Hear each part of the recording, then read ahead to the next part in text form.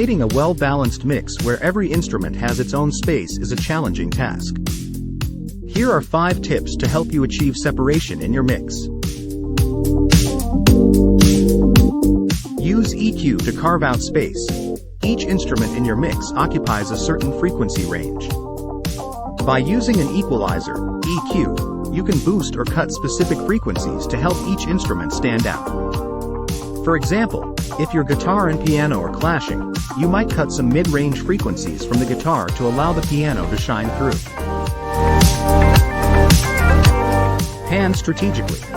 Panning can help create space in your mix by placing instruments in different parts of the stereo field.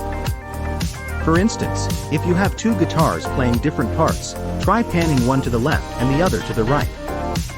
This can help each guitar part stand out and create a wider stereo image. Use dynamics processing. Compressors and limiters can help control the dynamic range of an instrument, making it easier to fit into the mix. By reducing the volume of loud peaks, these tools can help prevent one instrument from overpowering others. Reverb and delay. Reverb and delay can add depth to your mix, making it sound more three-dimensional. By sending different amounts of each track to your reverb or delay, you can create a sense of space and distance between instruments.